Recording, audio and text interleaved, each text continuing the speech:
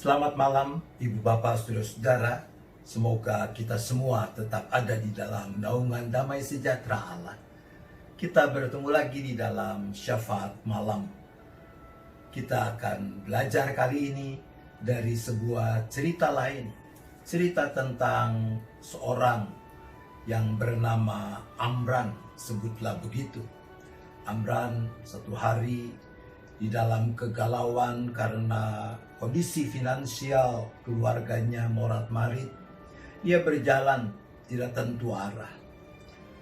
Lalu satu saat ketika menyusuri jalan yang sepi, ia merasa kakinya terantuk pada sesuatu. Ia berjongkok, ia mencoba untuk mengambil benda yang membuat kakinya terantuk itu. Dan setelah berhasil dikeluarkan, ia menggerutu. Hanya sebuah koin kuno yang sudah bengkok. Tapi dia tetap membawa koin bengkok itu. Dia berjalan sampai dia tiba di pasar. Dia ketemu dengan seorang temannya dan ia menceritakan dan memperlihatkan koin bengkok yang ia temukan itu.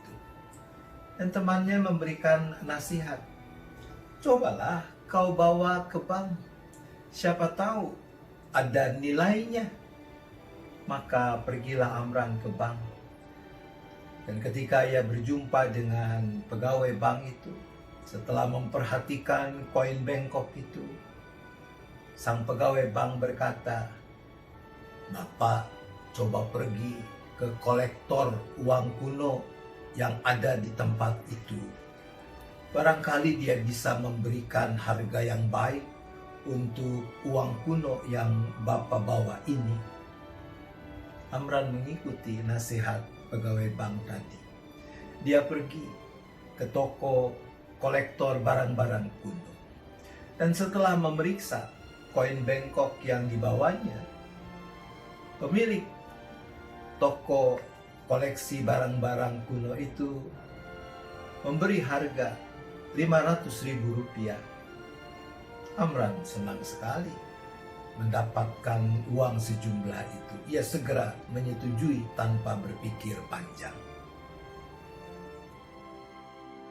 Ia bergegas pulang dan di tengah jalan ia lewat toko perkakas dan dilihatnya ada beberapa lembar kayu yang dijual obral. Persis Rp500.000, ia bisa mendapatkan beberapa lembar. Ia ingat istrinya butuh rak dan karena itu dia membeli kayu-kayu yang diobral itu. Lalu ia berjalan sambil memanggul kayu yang dibelinya itu. Tengah perjalanan, ia melewati sebuah bengkel pembuat mebel. Sang pemilik bengkel yang matanya sudah sangat terlatih, segera melihat bahwa kayu yang dibawa oleh Amran itu kualitasnya sangat baik untuk bisa dibuat menjadi mebeler. Maka ia menghentikan Amran, lalu ia menawarkan pada Amran untuk bertukar. Kayu-kayu yang dibawa Amran ditukar dengan sebuah lemari yang bagus, yang harganya sekitar Rp2 juta. Amran tentu setuju. Lalu ia meminjam gerobak untuk membawa pulang lemari itu. Belum sampai ke rumah, ia melewati sebuah perumahan elit. Dan ada seorang ibu melihat lemari yang dibawa oleh Amran di gerobak pinjamannya itu. Ibu itu menghentikan Amran. Lalu ibu itu menawar untuk membeli lemari yang dibawa oleh Amran dengan harga Rp10 juta. Melihat Amran agak ragu, lalu ibu ini menaikkan harganya menjadi Rp15 juta. Tanpa pikir panjang, Amran segera setuju. Ia mengantongi uang Rp15 juta. Nah, ketika hampir tiba di rumahnya, Amran ingin memastikan uang yang dibawanya itu. Ia merogoh sakunya, ia menghitung lembaran-lembaran uang itu, dan dia tersenyum lebar ketika ia menemukan benar 15 juta rupiah yang ia bawa. Dan tiba-tiba seorang perampok datang, mengacungkan golok, lalu merampas uang itu dan kabur. Saat itulah istrinya pas keluar rumah. Ia melihat apa yang terjadi. Ia berlari mendekati Amran dan bertanya, "Apa yang terjadi? Engkau baik-baik saja kan? Apa yang diambil oleh perampok itu?" Amran mengangkat bahunya lalu berkata, "Oh, bukan apa-apa.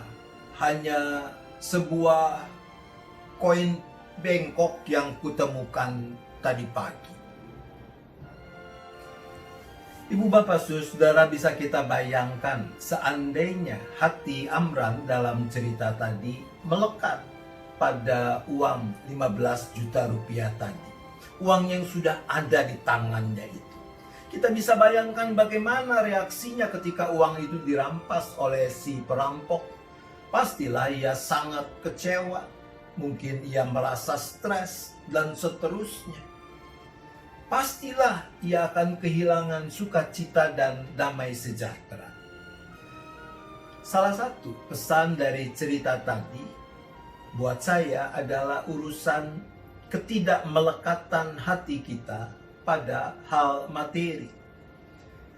Dan ketidakmelekatan hati pada hal materi akan menolong kita untuk terbebas dari kekecewaan, dari rasa tertekan, dan yang sejenisnya yang akhirnya hanya akan merusakkan sukacita dan damai sejahtera yang Tuhan sudah anugerahkan kepada kita.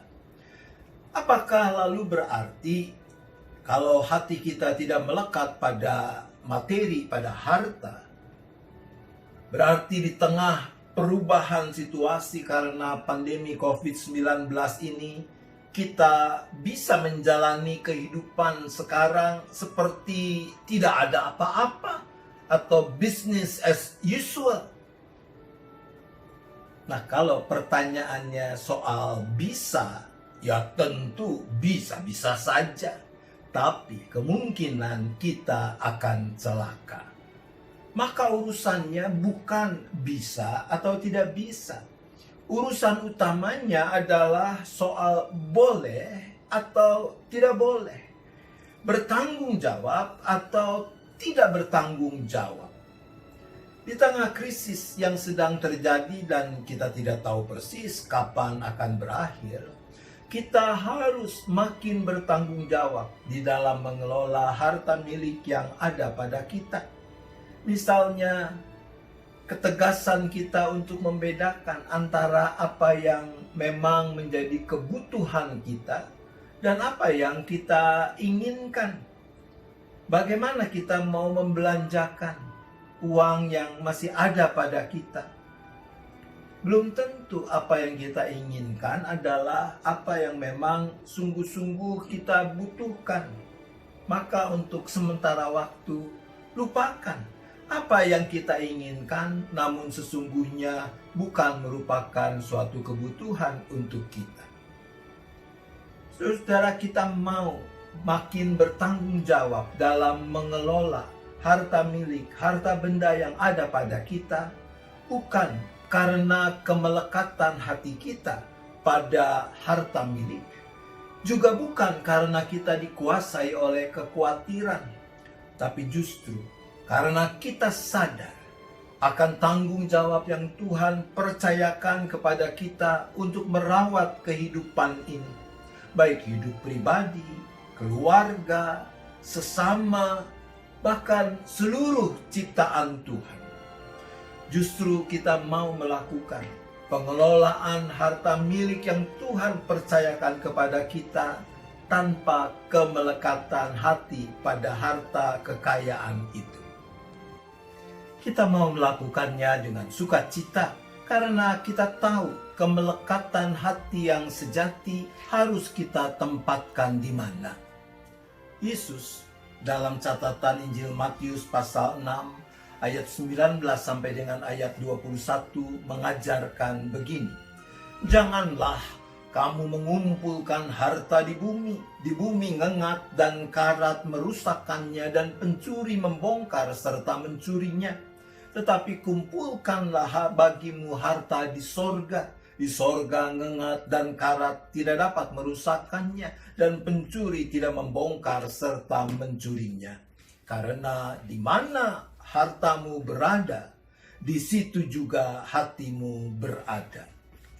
Ketika kemelekatan hati kita adalah kepada Yesus Kristus, maka iman dan kasih kita kepadanya yang akan menjadi prinsip utama di dalam kita mengelola harta milik yang Tuhan percayakan pada kita. Tentu kita tidak berharap harta kita berkurang karena dirampok.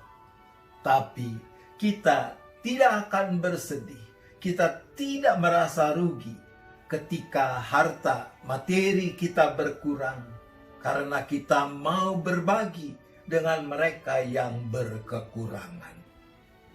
Amin. Mari kita berdoa.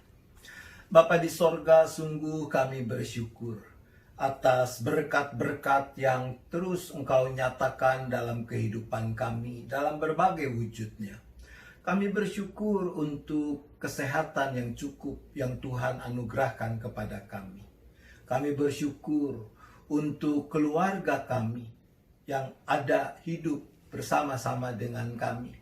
Kami bersyukur untuk adanya para sahabat di sekeliling kami.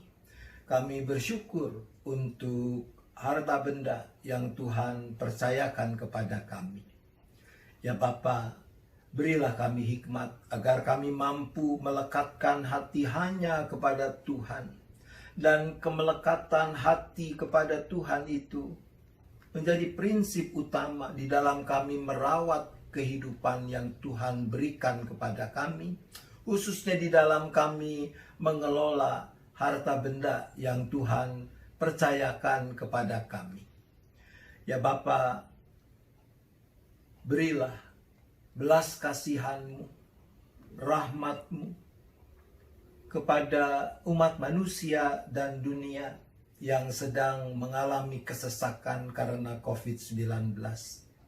Tuhan, Engkau yang memberikan hikmat di dalam upaya-upaya yang dilakukan di berbagai negara untuk bisa mengatasi pandemi COVID-19 ini. Bapa, kami juga menyerahkan keluarga-keluarga yang sedang mengalami beban berat dampak dari pandemi ini. Mungkin ada keluarga yang masih berduka karena kehilangan salah seorang atau lebih anggota keluarganya yang meninggal terpapar COVID-19. Mungkin ada yang sedang bergumul karena sedang terpapar oleh COVID-19 dan harus menjalani perawatan, pengobatan, isolasi, dan sebagainya. Kami juga berdoa untuk keluarga-keluarga yang menjadi makin sulit menjalani keseharian hidup karena tekanan perekonomian. Kami bersyukur bahwa masih ada orang-orang yang mau memberi diri Tuhan pakai menjadi saluran berkat Tuhan. Ya Bapa, kami akan beristirahat, kami menyerahkan seluruh keberadaan kami ke dalam tangan pengasihan-Mu. Kami berdoa untuk rencana penyelenggaraan kebaktian Minggu Online esok hari. Biarlah kami juga dengan sukacita, dengan penuh semangat, kami boleh ambil bagian dalam kebaktian Minggu Online tersebut. Kami berdoa hanya di dalam nama Tuhan Yesus Kristus. Amin. Selamat malam, selamat beristirahat. Tuhan tetap beserta kita.